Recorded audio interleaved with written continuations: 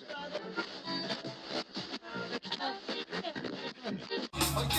y'all. Yes, y'all. I'm old school, but I keep it funky fresh, y'all. And this is deep, y'all. I'm from the deep, y'all. And what you get is what you motherfucking see.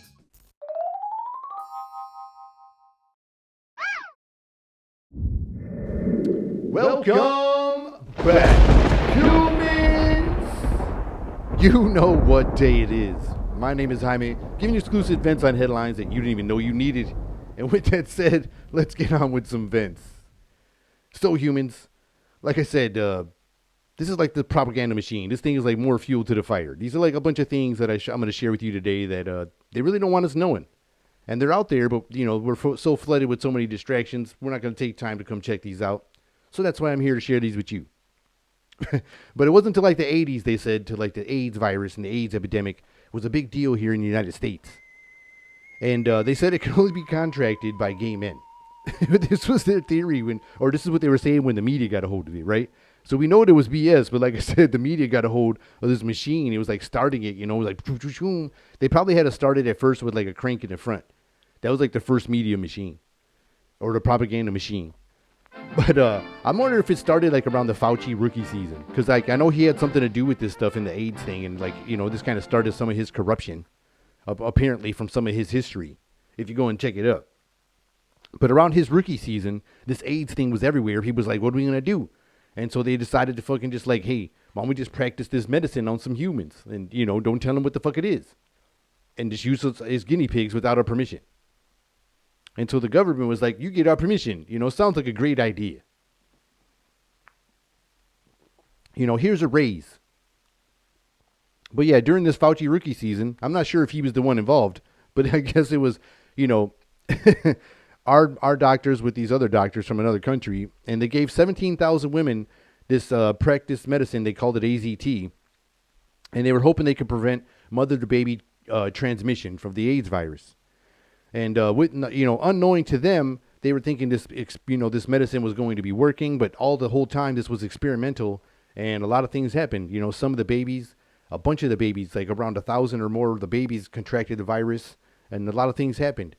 And the bad part of it is around this time they were giving them this AZT trials, there was already a current active life-saving treatments available at this time.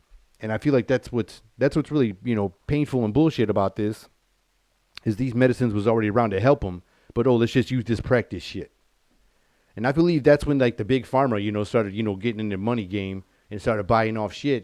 Starting to like, oh no, this you can't use this medicine. Start using this medicine. So it started driving the horse right around there. Like I said, around that Fauci rookie season. So I think we was all headed for some craziness back then. That's where it all kind of started. But another one that's, is pretty recent and everybody, can thank like Edward Snowden from this for being a whistleblower. They call it the Karma Police. And it used to be called the Surveillance Program. And they apparently after this terrorist stuff and all these, terrorist threats that were happening after 9/11, they decided, now we can just like track everything you do on the internet. Or we can track your phones and we can track everything we do and find new ways to just track you and just track you. But this program was designed to just get data and IP addresses from everybody that visited like certain websites. And it got so powerful after the government got involved that it started tracking like everything you did on the internet. And that was the whole purpose of the program, was to pretty much track everywhere you go on this whole thing without nobody's knowledge or permission.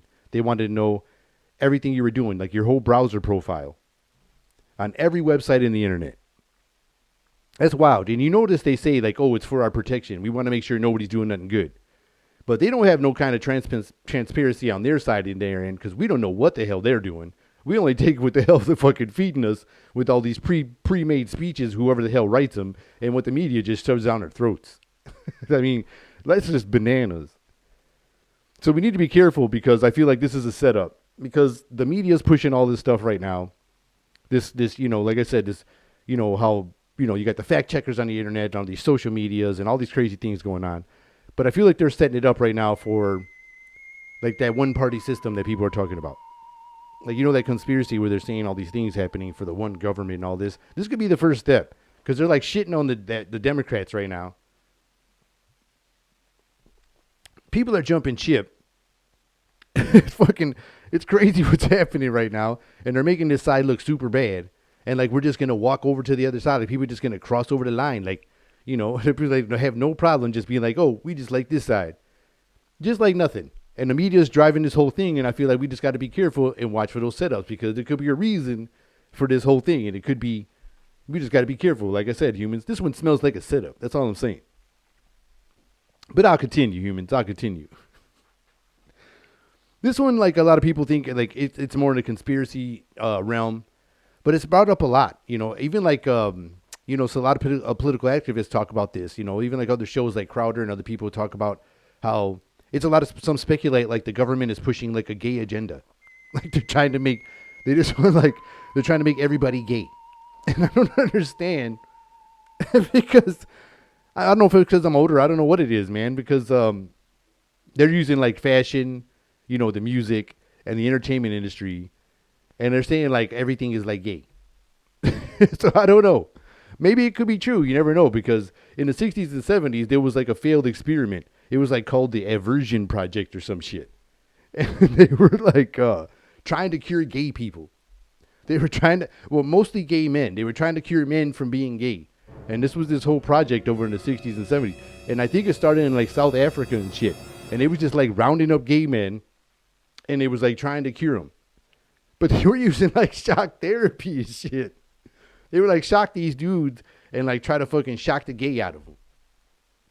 And this was a real project. I don't know if I'm saying the name right. If it was like the Aversion. I want to say it looks like Aversion Project. You should look it up, humans. They were like trying to shock the gay out of gay guys in South Africa.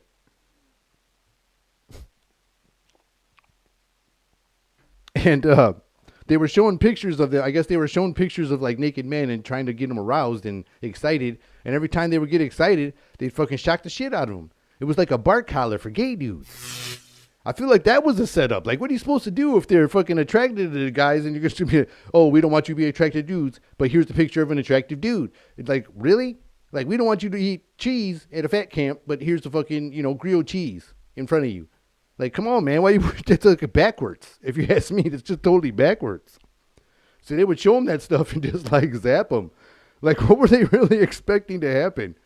I don't understand what the results would be. But when you sit back, maybe this was the result they were expecting. Let's see. Has set you free. Yes, sir.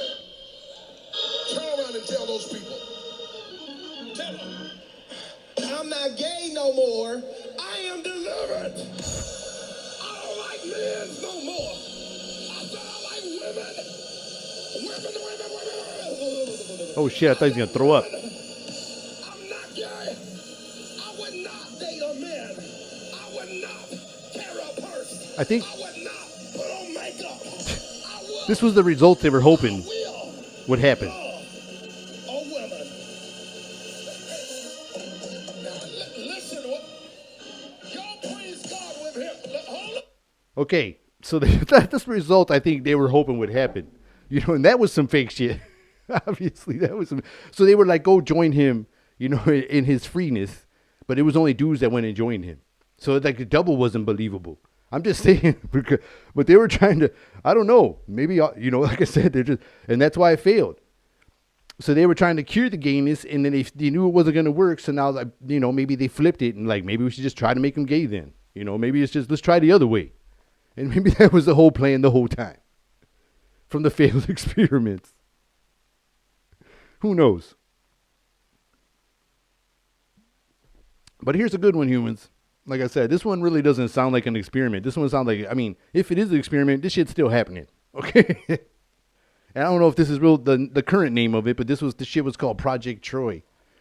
And this was some psychological experiment made from like U.S. State Department and some scholars and some physicists from Harvard, MIT, and fucking the Rand Corporation.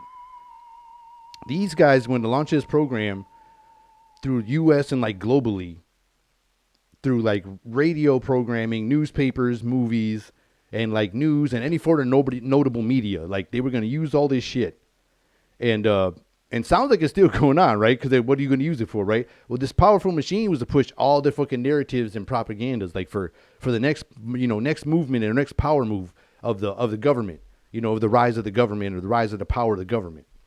So they were going to use the media to fuel like this politician side and this, like this side and this side. Like I said, what's happening with the Democrats right now? They're looking just bad right now. And Kamala still can laugh at. You know what's cool? She can still laugh through the shit. No, I'm just kidding. Like they know they're fucking up, but she can still at least laugh through the shit.